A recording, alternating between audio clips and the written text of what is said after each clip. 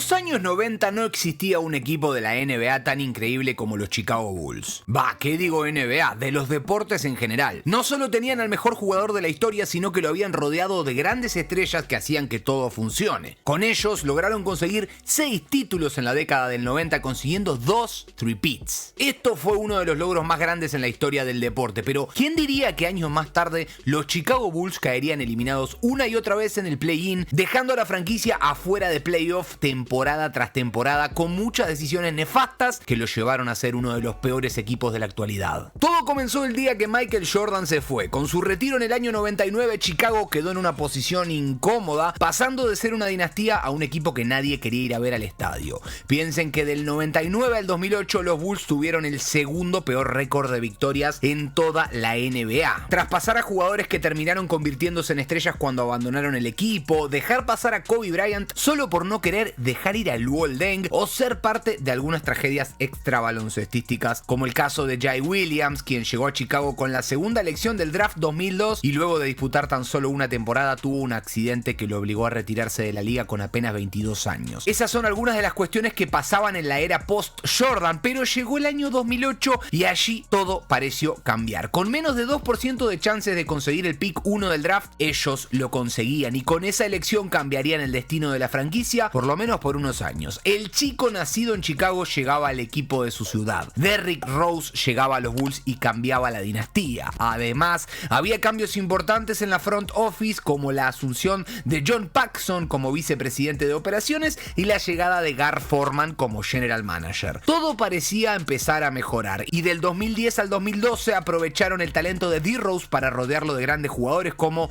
Joakim Noah, Luol Deng, Taj Gibson o Carlos Boozer, y no conforme con esto fueron a por un nuevo entrenador, Tom Thibodeau. Con esto lograron tener 2 temporadas increíbles, y en la 2011 vimos algo impresionante. Chicago volvía a ser el mejor equipo de la liga con 66 victorias, y además tenían a su jugador estrella como el MVP de la liga. Por desgracia para ellos, se cruzaron con uno de los equipos más temidos de la historia, y el Big Free de Miami los dejó afuera antes de lo esperado. La temporada siguiente llegó y los Bulls nuevamente consiguieron el mejor récord del este, pero claro, había que tener en cuenta algo: Derrick Rose sufría una lesión que cambiaría su carrera para siempre. En el primer duelo de los playoffs de ese año, Rose caería y terminaría rompiéndose el ligamento cruzado anterior, y con esto el equipo se fue a pique. Caerían en 6 partidos contra Sixers, y para peor, la temporada siguiente quedaban quintos en su conferencia, y sin D-Rose nada sería igual. Los Bulls caían en segunda ronda nuevamente contra Miami Heat, y de un momento para otro Chicago, que venía de ser uno de los equipos con el futuro más prometedor en toda la liga, ahora pasaba a ser un equipo con un futuro incierto,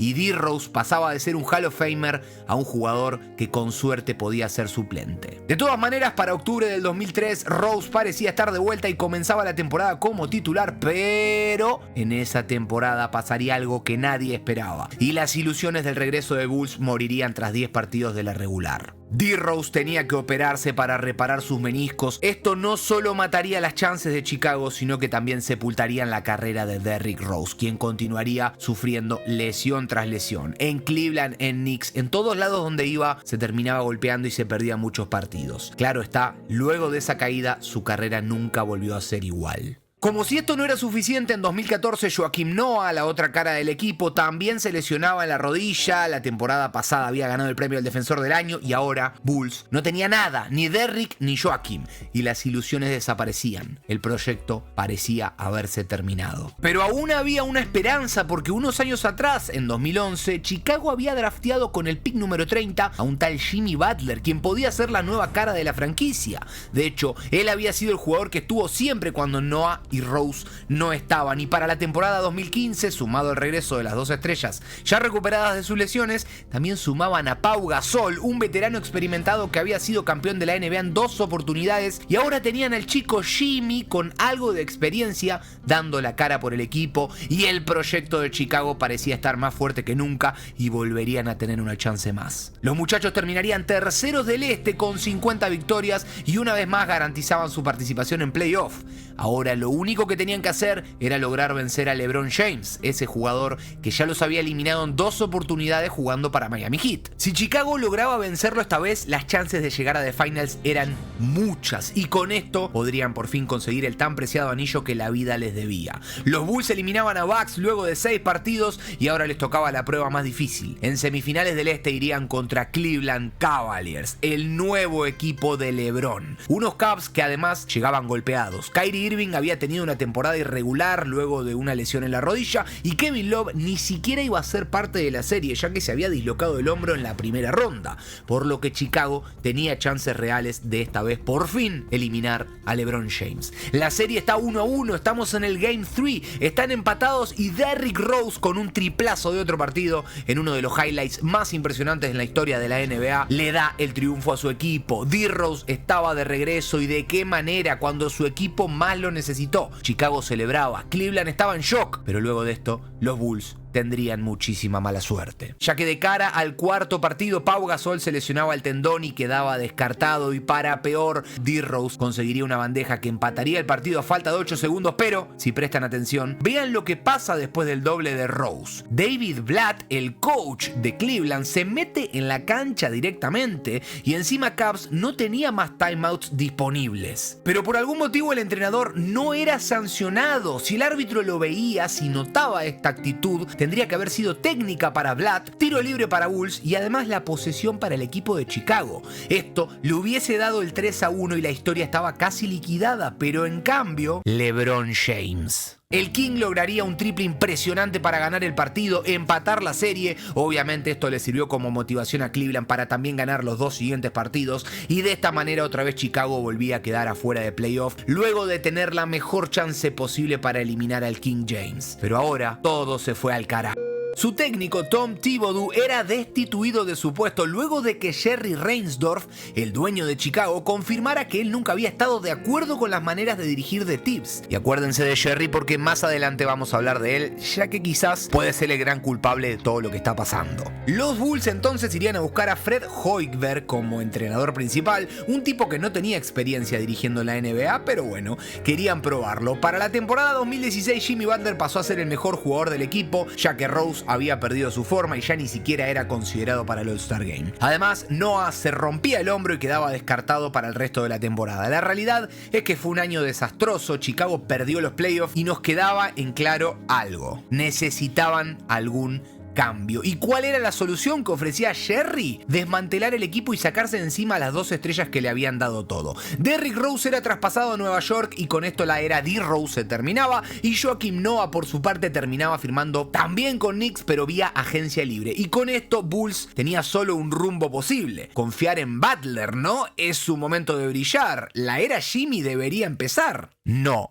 Gar Forman, quien recuerden había asumido unos años antes como general manager del equipo, decidía ponerlo a Jimmy en el mercado de traspaso. Sí, insólito. De todas formas, no lo terminarían traspasando porque no encontraron ningún paquete que les interese. Pero claro, esto enojaría y mucho al jugador de Chicago, quien para colmo no estaba bien rodeado, ya que ¿saben cuál fue la decisión que tomó la directiva? Rodear a un Butler que emerge como All-Star con 2 veteranos, Dwayne Wade y Rajon Rondo, con Flash cobrando $47 millones en 2 años. Es gracioso porque tras la partida de Noah y Rose, Gar Forman había dicho que necesitaba renovar el equipo con jóvenes talentos, y ahora iban a por Wade con 34 años y Rondo con 31. ¿De verdad, Forman? Según ellos, estas 2 piezas era todo lo que necesitaba Butler para sacar adelante el equipo. Si él no lo lograba, era porque no estaba apto para liderar la franquicia y buscarían de una vez por todas traspasarlo. Jimmy, por su parte, no estaba tan de acuerdo con ese pensamiento y tampoco le gustaban ciertas rotaciones que planteaba el nuevo coach Fred Hoiberg,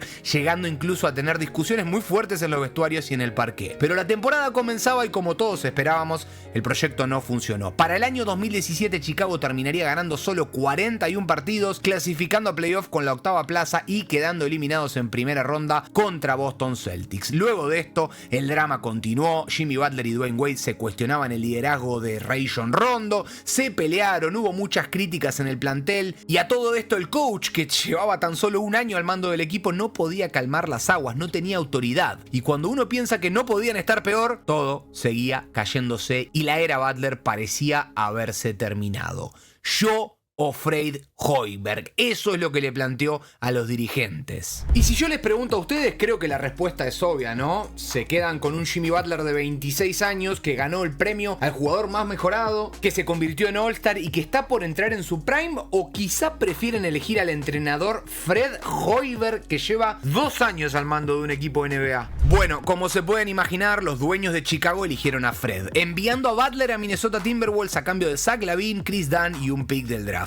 Y luego de 6 años dando la cara por el equipo, Jimmy abandonaba a Chicago y con el tiempo se convertía en una superestrella que llevó a 2 equipos a jugar las finales de la NBA. Un jugador que fue All-Star múltiples veces, pero que bueno, los muchachos de Chicago no lo querían. En realidad, lo que estaban buscando ahora era una reconstrucción con un joven Zach LaVine que venía de romperse el ligamento cruzado jugando para los Lobos, con un Lauri Markkanen que llegaba con ese pick del draft y con un Kendrick Nunn que terminó convirtiéndose en un bust. Además de todo esto, decidían despedir a Rajon Rondo y lograban un buyout por Dwayne Wade, por lo que estaba clarísimo: vamos a hacer un rebuild con Zach LaVine de 22 años. Pero ¿saben qué? Esto no resultaría y hasta el día de hoy las temporadas de Chicago son desastrosas, perdiendo una y otra vez en el play-in. Pero ¿y entonces cuál es la solución de todo esto? ¿Cómo hacen los Bulls para volver a ser un equipo competitivo? Por empezar, déjenme decirles que hay una maldición de la cual ya se libraron, ya que en 2020 Chicago decidió por fin expulsar al dúo que tanto daño les había causado: